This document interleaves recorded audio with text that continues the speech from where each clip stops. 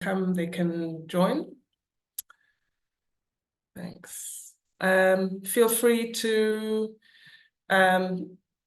join us with videos on if that is possible for you. It's a nice small group, so we can be quite relaxed about this session. In case anyone is new to Unrehearsed Futures, big welcome. This is a conversation series that happens monthly or so with theatre and performance people broadly from around the world. And this is our first of 2024. So welcome. My name is Mwenya, and it's my pleasure to host our conversation today with our guest, Ogutu Muraya. And just a little bit of housekeeping. Usually how these go is that we are in conversation for about kind of half an hour, 40 minutes. And then it is open to the room. But from the beginning, all questions, comments, thoughts, responses are very welcome in the chat. And we can respond to those as we go or pull them into the conversation, after the first kind of half an hour or so. And what else in terms of housekeeping? I think that's it. There's an after party if you would like to stay once we have formally closed the session. You're very welcome to, in a kind of unmoderated, continued water cooler fashion. And yeah, I think that's it. Thank you very much for being here, particularly in light of the very consuming, preoccupying things that are happening in the world around us. We really appreciate your presence today, so thank you. Okay, Ogutu, welcome to you.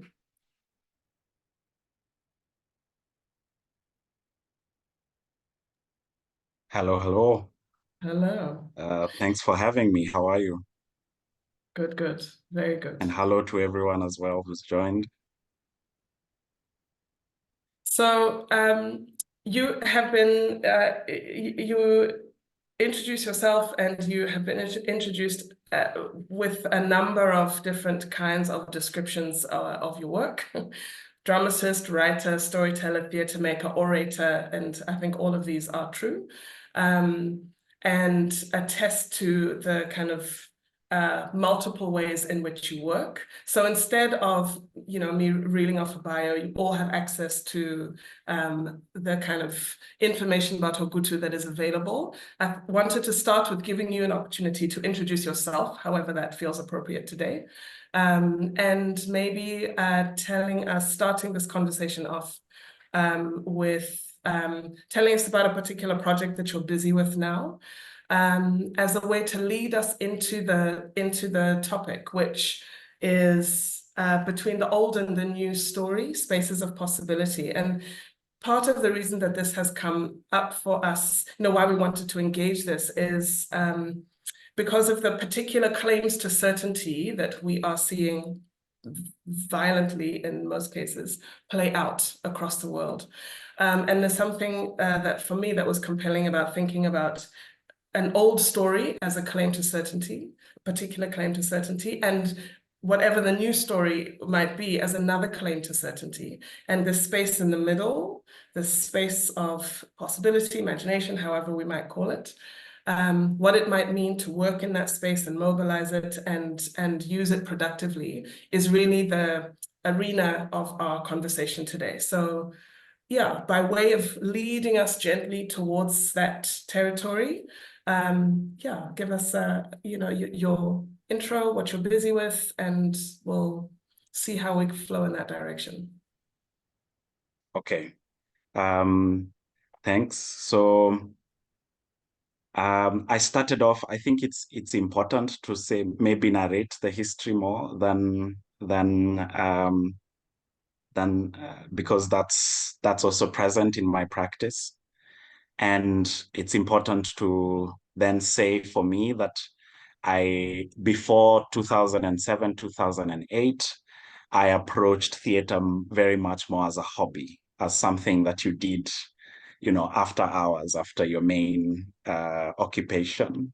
Mm. And what really shifted in 2007, 2008 was the post-election violence in Kenya. And this was a moment when suddenly, indeed, in a way, like finding myself in between stories, in between stories of identity, in between stories of the nation and the country, of ethnic tensions. And several shifts started to happen there. One is I was studying international relations and diplomacy with an interest in environmental studies, but also within that, also an interest in conflict. But it's one thing to, because also conflict in the region are often revolve around the resource. They're often resource conflicts. And it's one thing to study about conflict, and it's another thing to experience it. The other is in relation to identity. So I come from, my father is Luo from Western Kenya, and my mother is Kikuyu from Central Kenya. And these were the two communities that were also fighting as well. And so in the aftermaths of this, and there were other, it was not just the two, it's much more complex than that. Sure. But they've been historically at each other's throat in a way. No. And so in the aftermath of this, I started to engage with art first as part of post-conflict reconstruction. And this is where really I started. There was a lot of artistic interventions that were suggested, that were being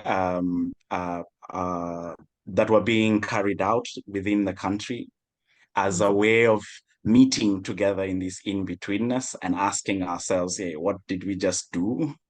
And how can we live with ourselves, with each other? And so this was the root, in a way, of my art practice. So, and what I was encountering in that period, and that has then stayed in my practice, was one, the testimonial. So I visited different internally displaced camps, or for IDPs at the time, to also talk to people and hear stories around what was their lives before the violence, and how had it changed, what had changed. And this was also because the commissioning organization was Kwani Trust, and the editorial team were interested also in exploring that period, less from the perspective of a journalist or an objective view, and more from a storyteller perspective. So we were invited really as storytellers to go and connect with people as storytellers. Nice. And then the power of listening starts to become a present. The second is, and it's also important to this process also, is living memories, which are stories around people who lived through the struggle for Kenya's independence. And it was a collection of true stories done by a writer called Al Kags, where he talked to the generation of my grandparents about what life was like during the struggle for independence, which was also a prolonged war as well. Yeah, sure. And then there was Cut Off My Tongue, which was a poetry performance by Sitawa Namwalie, which was looking at the evolution of Kenyan history, but through the personal, through her journey. And so, and then others, other interventions that were happening as well. And this really was a formative period, because for me, then being an artist meant like that you are engaging with the socio-political context, and that engaging with the socio-political context also meant that you were negotiating or questioning certainties. Sure. Yeah. Nice. Lovely. Thank you. So coming from that practice, so it's I feel like you've spoken about a kind of where things might have started, and really where the forming of being a storyteller, theatre maker started, the political context, how your own practice began, and I wonder how you might describe it now. Like, what are the features of it that, you know, does this description that you've just given us remain for how you continue to work, or not? You know, what are some of the things that have shifted in how you work and how There's you think one, about your work? Yeah. yeah, there's one more that I'd like to say also, which was, it's a story called In the Land of the Kitchen, written by Oluwachmadiang. Mm. And as part of that whole process, and then I'll connect to your answer. And Sure. it was a story where that, you know, in the process of post-conflict reconstruction, the editorial team at This Is Now Story Moja, you know, discovered that children were being left out in that conversation. And yet as a child, the things that you experience, especially traumatic events, stay with you longer. Yeah. And so it was also a story, it was a story in which we would tell and then work with a child psychologist to create a way to have conversations with the audience, with children around violence and mediation and conflict resolution and these elements. Mm. And that's important also for me as well to just put it in there. Oh, nice. What evolved is that at some point I desired to find my own voice in this Sure. practice, in this Yeah. work. Yeah. And it started off by writing a play called Are We Here Yet? So I started off very much as a playwright. And the play also was trying to combine all these experiences that I was engaging with, you know, in terms of the politics of memory, what is remembered, what is forgotten, what is conveniently left out as well. And also, it was also looking at, so it's a story about two Mau Mau freedom fighters who are part of the struggle for independence, who find themselves stuck in a forest and they don't know that the country has gained independence 20 years after.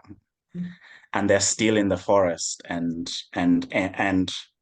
struggling as well and trying to process as well and also share and talk with each other and their memories.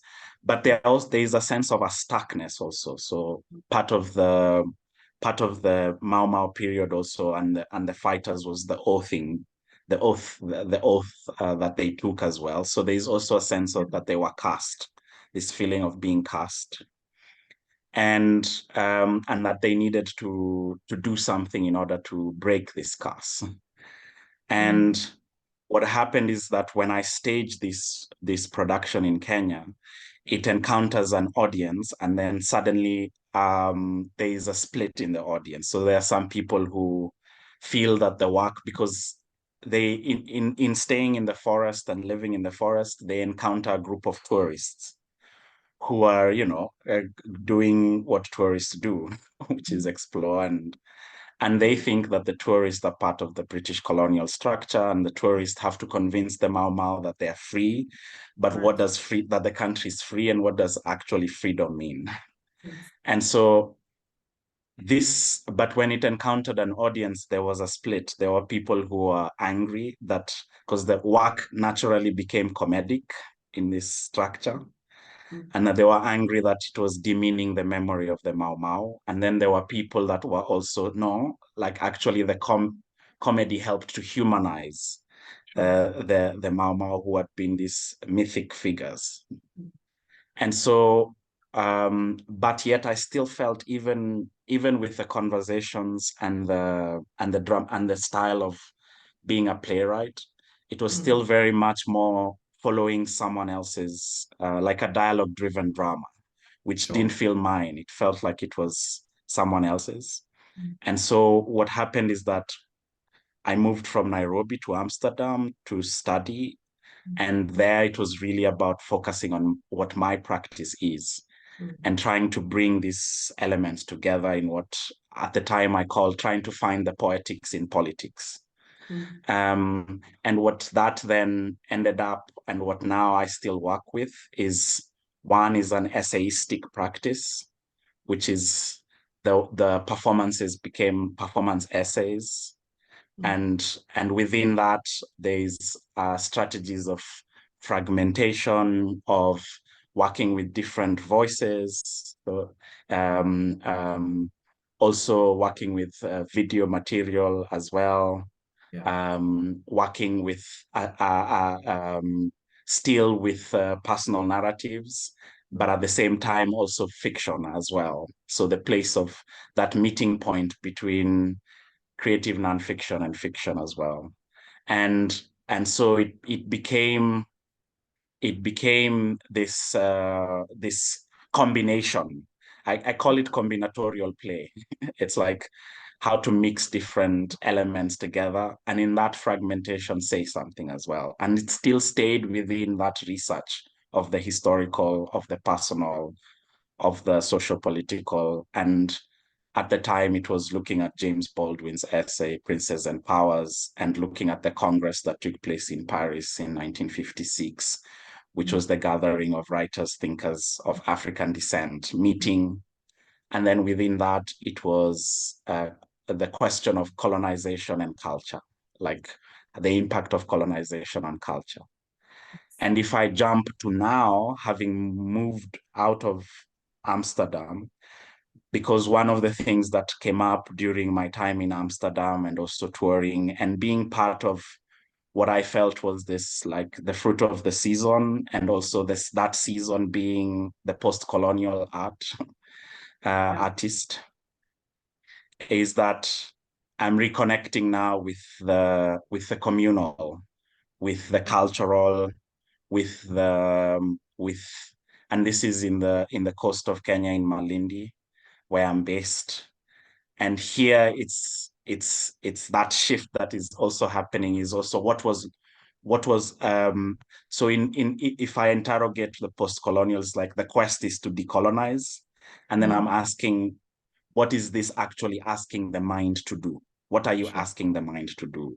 And part of that process, for me at least, and for the period of encounters with different people, talking to different and I was at a conference where someone reframed this also, rather than going with a D, to go with a re, like rather than decolonize, to re-indigenize. Sure. And then what does that mean? Because you can't bring everything back that was lost. And so now I'm busy with that, this question of epistemicide, what was lost, what was the knowledge systems that were destroyed, killed, forbidden, and how that meets the essayistic. Nice, Yeah. lovely, thank you. There's such juicy terms here that you're throwing out. I'm loving combinatorial play.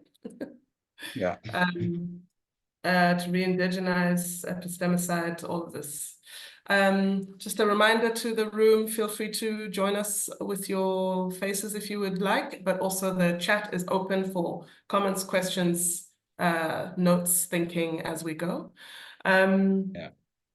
Great, thanks for all of this, Ogutu. And in that, just to add just a small thing, in that research, what I'm actually busy with now is that I am returning to that first play I wrote. So I'm revisiting it, and I want to rework. I want to recreate it also with the accumulation of experience that I've had. Yeah. Yes. Fabulous. Yeah. I wanted to also ask about the place of migration in maybe your more recent work. Maybe it's Amsterdam, from Amsterdam on. But part of the way I came to know about your work was through I Am Multitudes, and my own interest in reframing ideas of the migrant as figures of possibility, actually, rather than figures that are set against stasis in many kind of ways, the kind of the static citizen, the static home, the static nation. So rather than thinking about the migrant and migrancy and migration in those terms, to try and create a bit more spaciousness there. And I found your work when I was kind of swimming in that pool. And I wonder where those ideas feature, if they do still, or if that also feels like there was a moment in time along the trajectory of your practice that you were there, and it feels like you have kind of moved on from that place or not. I haven't. I think it's still very much present. The question of, I would say, more mobility, Yeah, and what mobility produces and what it triggers. yeah, And for me, it also connects to all this as well that I'm talking about, because um, I think COVID was also the first point where we all understood what it was to be a restricted body, yeah, um, and what that meant. And yet encountering more and more how vital mobility is, not just of the physical body, but also mobility of the mind as well. And I think that the ability to travel, to move, to be in different places, to be located in other places is such a rich experience, but also a very confronting one. And totally. what was confronted in me in Amsterdam was more the restrictions around this institute, the mobility. And in Amsterdam, they had a policy for it, which was the policy of discouragement. And I think it exists in all, which is that the idea of to make things as hard as possible for someone to want to come, and when they arrive, to make things as hard as possible for them to want to stay, and then applied on a spectrum depending on how you arrive, where you get the worst end if you arrive undocumented. Yes. Um, and so this was also arriving in during also the height of the migration crisis, Yeah. and being there and noticing, oh, it's also that discomfort of your presence. You're allowed this presence of mobility to be there because you've gone through the process of validating your existence. But for Awesome. someone who's not been able to do that validation, they're completely, they're at the bottom of the Mediterranean, or Yeah. languishing. Yeah. And so this also started to produce also a conflict inside me as well, and questions as well. And in a way, it was through moving that the in-betweenness also became much more present, Yeah. because there's a feeling that you're not present in the certainties of the place that you are, but Totally. you've also left the certainties of the places that you are. Yeah. And even in moving back, there is no really, this motion of moving back is not possible, because coming back to Kenya and reconnecting is that I had also changed, and also life had also moved as well.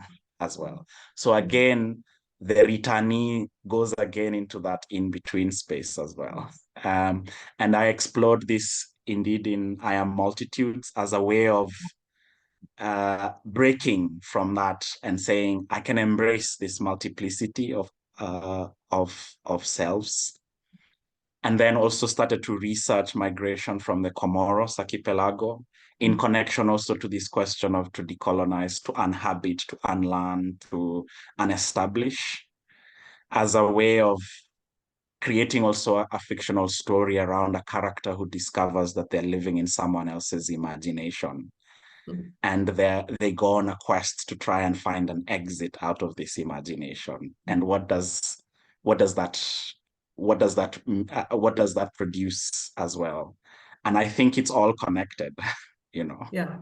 Even the work I'm doing now, Sure. it's all connected. Yeah. Yeah. Thanks for that. And I'm glad you're kind of bringing us so neatly back to the broad topic of conversation. This question of what does mobility produce feels that leads us back to the in-between, the certainties. Mm.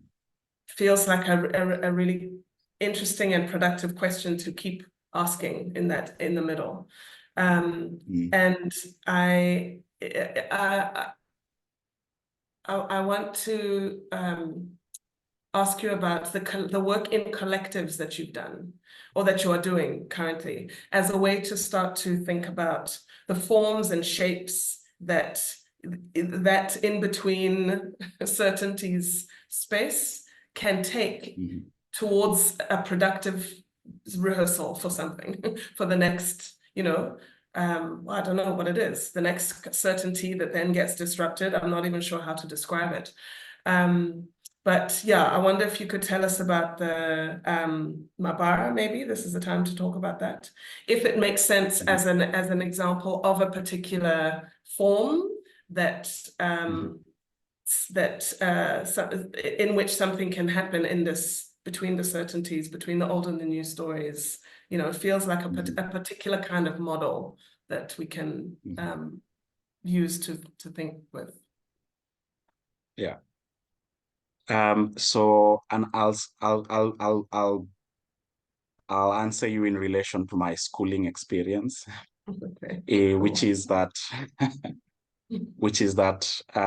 so I went through the 844 structure, which changed in Kenya. It's like 8 years in primary school, 4 years in secondary school, and 4 years in university.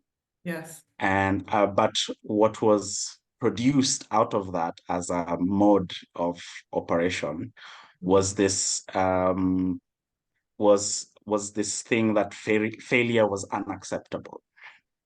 Right. Was absolutely unacceptable. It was either shamed, embarrassed, humiliated, Yeah. or also punished physically or through labor. Yeah. And so it was very much ingrained as well. Like it was a very strong conditioning as well. And so in a way, like the grading structure and the grading system is that because failure was unacceptable, you had to be certain all the time. Yeah. And Yeah. if you are not certain, you didn't make it. Yeah. So when I went to Amsterdam, and I was in a different structure and a different education structure where the student was put at the center of their own learning, and the school was there, therefore, or the structure was there as a way to support your own imagination, to support your own ideas and thinking. But there was also then the attempt to both create and at the same time be critical around what you're creating, to also like to describe it at the same time as you're doing it, which also felt like a struggle. Sure. But there I was actually more busy with fear more than anything. I found that fear emerged so strongly. Um, and yet there is no real way of becoming an artist without exploring, without being present with fear. And again, fear is also, you have to be certain, right? It's the fear of the uncertain, it's the fear of the unknown, it's the fear of the different, it's all these layers that are present within fear. Yeah. So when I came back to Nairobi, I realized that there was a need, and maybe it was my need as well, but I felt as well it was to create a space. We call it a direct translation, is a room to try it out, you know. Nice. Yeah. And within this room to try it out, we've been trying to develop a method as well. And one of those, and that's Mahabara. That's the work. And one of those is connected to the practice of the memory of stories, of looking back and having conversations and exploring also difficult moments and points, so that the pain point is not avoided, it's not looked away. Sure. But at the same time, it's not approached this,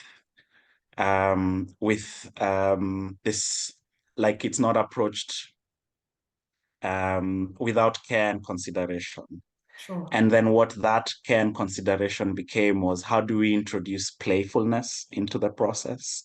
And what does it mean to play and to engage in play with that material? Yes. The other is also because of the fear, it meant that the fuel was anxiety. And then the Sure. other idea was how to shift, because then the realization that it doesn't burn clean as a fuel. So how to shift also from anxiety to curiosity. Yes.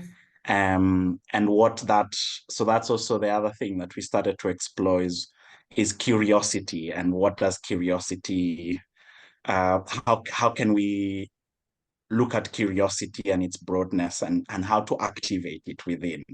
And curiosity, not just as a seeking of gaps in knowledge, but also as a seeking of what is interest, what is of interest. Driven from that, from a place of wonder, of awe, of curiosity as well. And then the other, which was also present throughout as well, is what we call jijue, or like this know thyself, like so that the personhood is not left out in that process. And actually, the closer and the more you know yourself and engage in that practice, the easier, and for me at least, it's become to collaborate, to engage, to work together, to research as well. And then the other is experimentation, and that's the place where we are saying that failure is acceptable, that it doesn't need to be, you don't need to figure it out. It doesn't need to be the finished. It doesn't need to be the perfectly done. And within this combination is what now is we are, because it also informs my own practice, because also these are the things that I felt were missing or lacking in my own creative practice as well. Sure. Yeah. Lovely. And play for me also is like, part of play also is also an openness to surprise as well. And so that everything doesn't have to be figured out or known. Yeah. Great. Thank you. I want to open up to the room at this point. I feel like we've been chatting for a while. There's some very juicy things out on the table. So if anyone has a thought, a question, a reflection, something that you want some elaboration on, or a direction that you want to take the conversation in, please, yeah, let us know in the chat, or you can unmute or unvideo. Yeah, anything that's front of mind that you want to put into the conversation, now would be a great time, if you would like.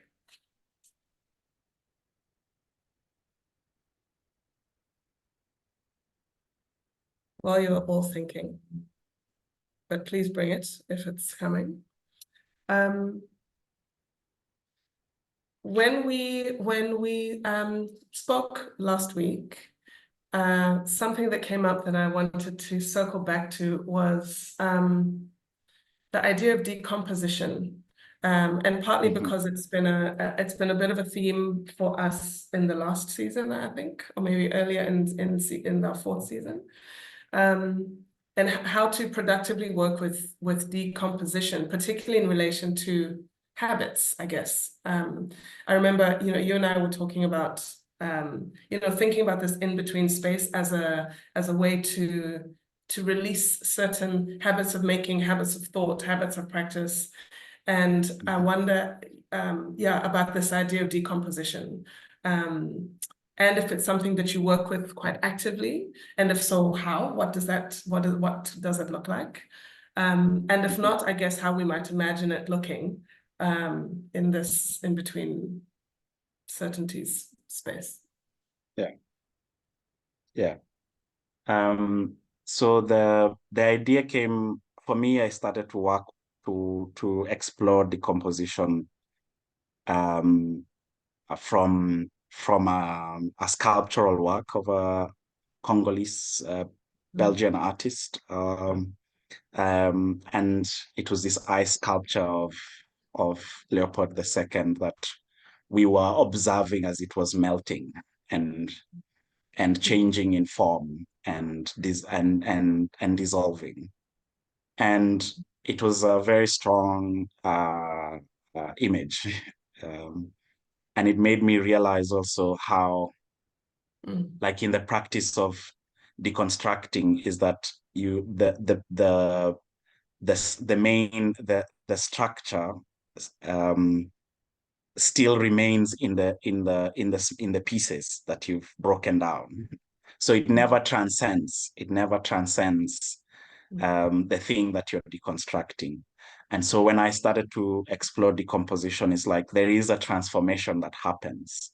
There is something becomes something else that, and this becoming of something else is also very vital to life. Is also like it's part of what generates life. Um, and so for me, it's also then the question of, for that to happen is also what needs to be let go. What do you need to let go? Um, and and how do you do that letting go is one. So directly within the practice of storytelling is, how do you reframe a story? How do you retell it? How do you how does it um, how does it become something else rather than including even memory, including even memory.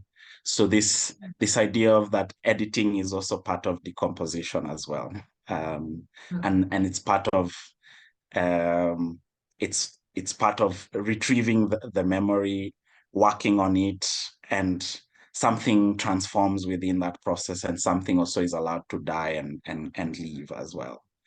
And so this is present within my work. I'm still trying to explore how is it actually, how is it to practice it in a way. Um, and it goes back to also the ideas of also unestablishing, unhabiting, unlearning, is that there is a need to allow certain things to die as well, and certain stories to die, certain certainties to die, and then from that death, something new to arise. And it's that process that I'm still trying to figure out, what does it look like? What does it, and maybe it's as simple also as forgetting as well, as turning the gaze away from something and allowing that memory link to also die as well. So I've also been looking at it from, because I've gone through several practices of healing, of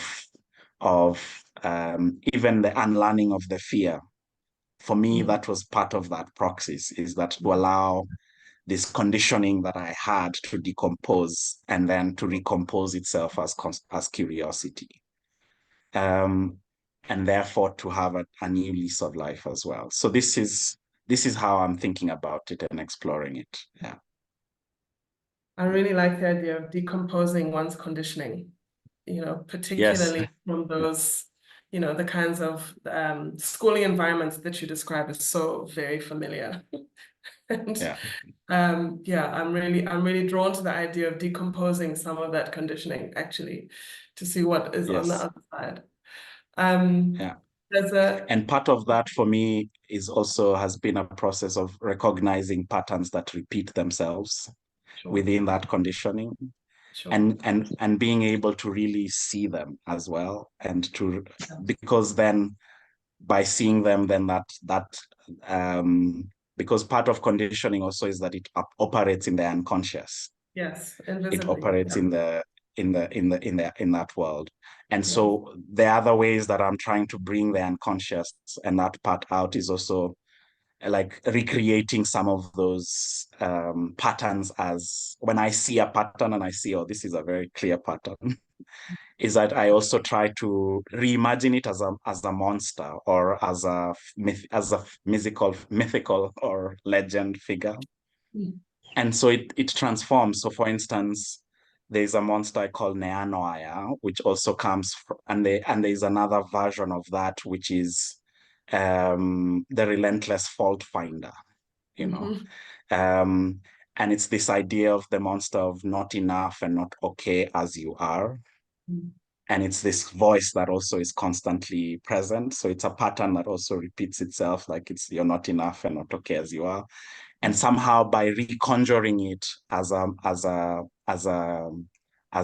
monster in this monster form, and also within the monster form, it's questioning the narrative of the hero, because this new monster doesn't require a single hero to go kill it. It requires the collective effort of the community. So it's also